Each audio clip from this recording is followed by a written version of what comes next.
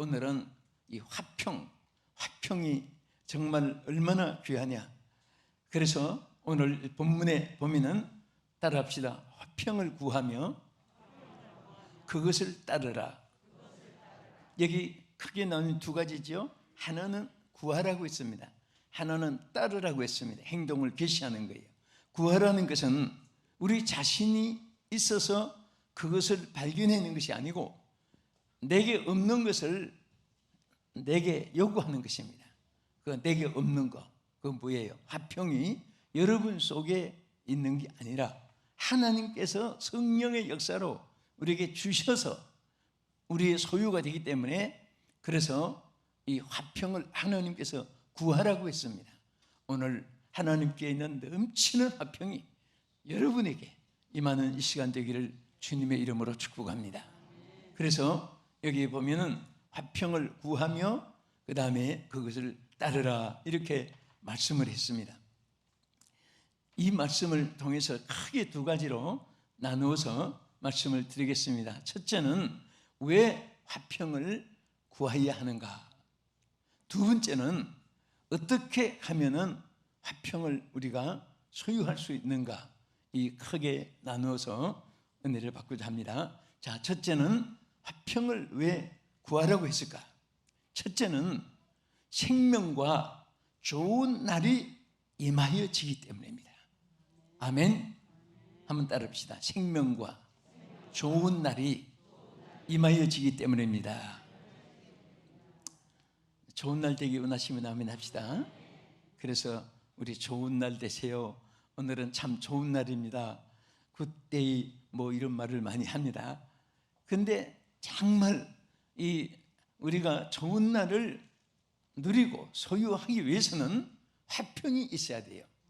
먹을 거, 입을 거, 부귀영화, 명예군세, 향락오락, 쾌락연락, 막 산더미 같이 그 속에 파묻혀 놓고 살아도 절대로 화평이 없으면 맛있는 어곡진미도 몰이할 수 있는 것 같이, 좋은 음악도 시끄러운 소리로, 반가운 사람을 만나도 귀찮은 존재로, 다 모든 것이 다 포기 상태입니다.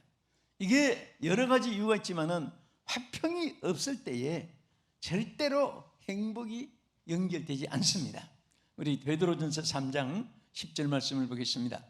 그러므로 생명을 사랑하고 좋은 날 보기를 원하는 자는 혀를 금하여 악한 말을 그치며 그 입술로 거짓을 말하지 말고 악에서 떠나 선을 행하고 화평을 구하며 그것을 따르라. 화평을 구하며 그것을 따르라. 왜? 생명과 좋은 날이 오기 때문이다 그랬습니다. 여러분 정말 생명을 사랑하면 아멘 합시다. 좋은 날 보기를 원하시면 아멘 합시다. 이게 바로 화평을 구하는 데서 오게 된다 그랬습니다. 화평은 선택 조건이 아닙니다. 필수 조건입니다. 이것은 모조가 아니고 본질이고, 우리가 회사로 말하면 이게 본부와 같고, 또 이게 정말 가장 중요한 우리 생활 속에 바탕이 되고 기초가 되고 본질이 되는 것입니다. 만약에 인생이 살면서 자기 요구하는 것을 다 갖추고 살아도 화평이 없는 가정, 화평이 없는 일에, 화평이 없는 모임, 화평이 없는 어떤 상황에서도 그것은 절대로 생명과 좋은 일이 되어지지 않습니다. 오늘 여러분 어떤 분들은 주변의 앞뒤에, 전후 차후에, 매사의 일마다 사건마다, 만나는 사람마다, 하는 일마다 실패, 낭패, 절망이 있고 좌절이 있어도 자기가 하나님 앞에 정말 소유한 화평을 지니고 행복하게 사는 사람도 많이 있습니다. 절대 여러분 사람이 사는데 만남이 있고 공동체가 있고 같이 연결되어 있는 집단이 있어서 서로 주고받는 일에 기쁨도 있고 상처도 많은데요, 솔직하게 기쁨보다 상처가 많아요. 기대했던 그런 현실이 꿈으로 이루어지는 것보다도 너무나 생각지 않았던, 예기치 않았던 불행도 많이 있다는 사실을 볼 수가 있습니다. 그래서 하나님께서 우리가 화평을 소유하면 좋은 날이 오게 된다고 했습니다. 또 우리가 생명의 역사가 하나님께로부터 이루어지는데, 그래서 사람은요 언어를 주었습니다. 정말 이게 얼마나 귀한지 몰라요. 자, 언어를 통해서 화평을 주기도 하고 누리기도 합니다. 언어를 통해서 화평을 깨뜨리기도 하고 화평을 잃어버리기도 하는 것입니다. 여러분, 이 언어를 통해서 보세요. 전지전능하신 하나님 앞에 말할 수 있는 겁니다. 얼마나 귀합니까? 하나님이 주신 이 언어를 가지고 감히 우리가 대화할 수 없는, 언제든지 하나님과 더불어 대화할 수 있고, 또 사람과 사람 사이에 대화할 수 있는 것이 언어입니다. 근데 많은 사람들이 여기 본문에 기록된 대로 이 혀를 통해서 화평을 깨뜨립니다. 그래서 본문에도 생명을 사랑하고 좋은 날 보기를 원하는 자는 여기 뭐라고 했으면 혀를 금하여 악한 말을 그치고 그랬습니다. 자, 우리 화평을 원하시면 아멘 합시다. 절대로 혀에서 악한 말이 여러분 독약보다도 더 무서운 것입니다. 사약보다도 더 무서운 것이 악한 말입니다. 혀를 가지고 좋은 단물도 낼 수 있고 혀를 가지고 악한 쓴물도 낼 수 있고, 우리는 두 가지를 마음대로 자유의지를 가지고 사용하는 거예요. 그래서 항상 우리는 화평 깨뜨리지 않고 화평된 생각을 하고 화평된 말을 하면서 주의 축복이 있기를 주의 이름으로 축원합니다. 할렐루야. 두 번째는 하나님이 화평 중에 거하여 주시기 때문입니다. 할렐루야. 여러분, 하나님이 항상 계시기를 원하십니까? 여러분과 동행하기를 원하십니까? 여러분 모든 하는 일에 하나님이 여러분 사업, 직장, 생업 모든 것에 함께하여 주시기를 원하면 아멘 합시다. 하나님은 화평 중에 거하신다고 했습니다. 하나님 화평 중에 거하시요.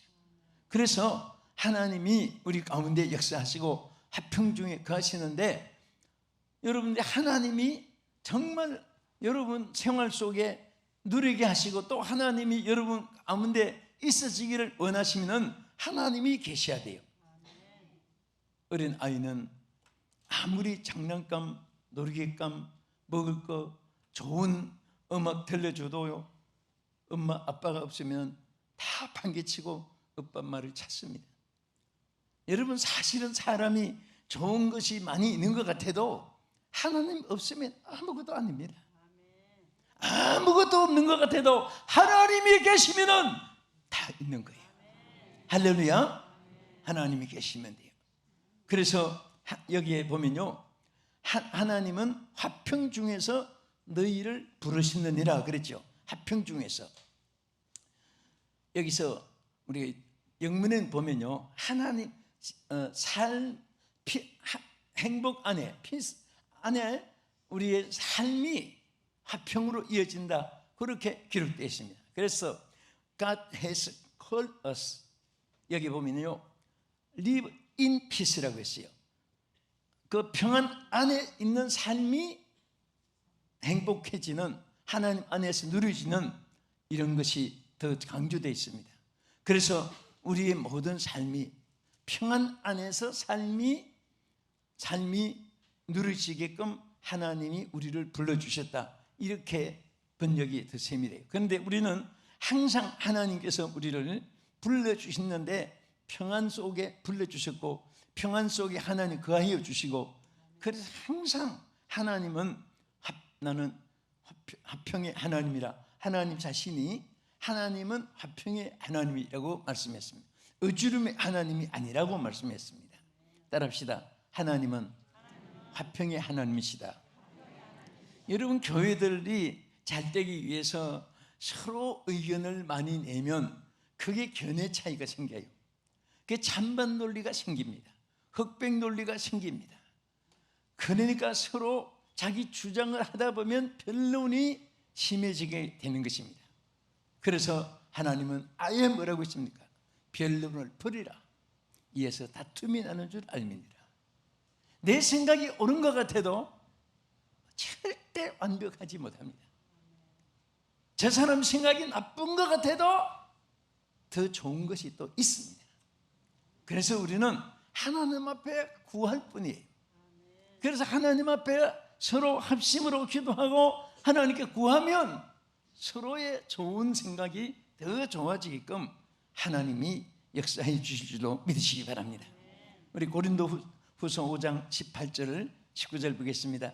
여기 두 절에 보면 화목이라는 말, 화목이라는 화평이란 말이 4번이나 나옵니다. 시작. 모든 것이 하나님께로서 났으며 그가 그리스도로 말미암아 우리를 자기와 화목하게 하시고 또 우리에게 화목하게 하는 직분을 주셨으니 곧 하나님께서 그리스도 안에 계시사 세상을 자기와 화목하게 하시며 그들의 죄를 그들에게 돌리지 아니하시고 화목하게 하는 말씀을 우리에게 부탁하셨느니라. 4번이나 말씀하시죠. 화목이나 화평이나 마찬가지예요. 그래서 하나님이 하나님 안에서 우리를 화목하게끔 또 화목의 직분을 주셨고 화목의 이 말씀을 주셨고 또 화목케 하는 영을 우리 가운데 하나님 주신 거예요. 오늘 정말 예수를 잘 믿는 사람이 뭡니까? 예수를 잘 믿는 사람은 화목하는 사람입니다. 어떤 사람은 평생 가도 화내고 또 교만하고 또 자기 주장만 주장하고 나는 사람을 멸시하고 그런 것을 못 봐요. 언제나 보면 여러분도 마찬가지지만 저도 여러 청아 사람들이 이렇게 모인 모습이 눈에 기억이 나요. 그런데 정말 크게 쓰임받고 위대한 일을 하고 또 다른 사람이 존경받는 위치에 있는 사람들은요 지금까지 남을 욕하는 말을 못 들어봤습니다. 나만 옳고 누구는 틀렸다는 말을 들어본 적이 없어요. 항상 무슨 말하면 참 좋은 생각입니다. 그 참 좋은 일 하셨습니다. 항상 칭찬이에요. 그 누구 말하면 그분 참 아주 훌륭한 분이지요. 거의 이런 분들은 하나님이 축복을 많이 주었어요. 화평은 정말 하나님 안에서 또 선한 마음으로 그저 축복하고 높여주고 존경하고 사랑하고 그리고 귀히 여기고 늘 이렇게 소망을 심어주고 이런 가운데서 하나님이 상대에게도 은혜와 복을 주시지만은 그렇게 말하는 그 자신에게 항상 하나님께서 좋은 것을 누리게 하시는 줄 믿습니다. 화목한 여러분의 삶 속에 늘 하나님의 주시는 축복이 있기를 축원합니다. 그 다음에 왜 우리가 화평을 구해야 되느냐, 화목해야 되느냐? 따라합시다. 복 있는 사람이 되어지기 때문에. 여러분 하나님의 복을 받기를 원해 또 복이 있기를 축복합니다. 할렐루야. 그런데 사람이 노력을 해서 잘 되는 것으로 거의 생각을 합니다. 노력을 해도 하나님이 복을 안 주시면 그것이 복이 아닙니다. 악한 일에 대해서는 반드시 화평을 깨뜨리는 자에게 심판하는 것을 말씀하셨습니다. 무슨 꼭 도둑질을 하고 살인죄를 지었다고 하는 것이 아니라 화평을 깨뜨리면 하나님이 그에게 벌을 준다고 했는데 읽겠습니다. 시작. 그들의 혀는 죽이는 화살이라 거짓을 말하며 입으로는 그 이웃에게 평화를 말하나 마음으로는 해를 꾸미는도다. 내가 이 인들로 말미암아 그들에게 벌하지 아니하겠으며 내 마음이 이런 나라에 보복하지 않겠느냐 여호와의 말씀이니라. 여기 보면 벌한다 보복한다 그랬어요. 뭐 하는 자에게 화평을 깨뜨리고 거짓말을 하고 화평을 깨뜨리면서 그렇게 모든 것을 불안하게 한 그런 사람은 그게 출세가 아니에요. 절대 여러분들은 보세요. 손해가 돼도 정직하게 살면 하나님이 때가 되면 높여주시고, 할렐루야, 때가 되면 여러분들을 크게 영광 받으시는 위치에 세워주실 줄로 믿습니다. 그래서 우리는 항상 마음에 자신도 모르는 순간에 악이 또 실수가 있어지지 않게 주여 항상 하나님의 말씀을 붙잡고 성령의 능력을 의지하고 그렇게 살아가야 됩니다. 자, 그러면 우리 끝으로 어떻게 하면 화평하게 되는가? 아주 중요한 두 가지가 있습니다.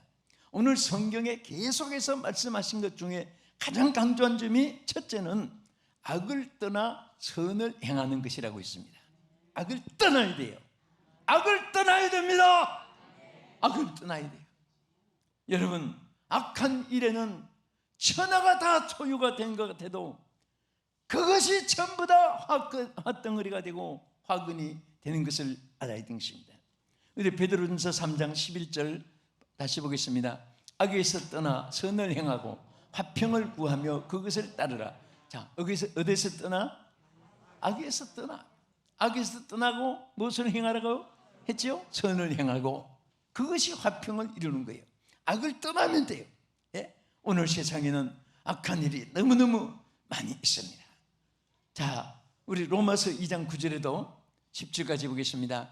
악을 행하는 각 사람의 영에는 환난과 공고가 있으리니 먼저는 유대인에게요 그리고 헬라인에게며 선을 행하는 각 사람에게는 영광과 존귀와 평강이 있으리니 먼저는 유대인에게요 그리고 헬라인에게라. 여러분 보세요. 여기에 똑같이 유대인이요 헬라인이지만은 악을 행하면 그 영의 환난이 있게 되고, 여러분 영의 환난이라는 것은 여러분 아무리 육체가 즐거운 가운데 있어도요 절대로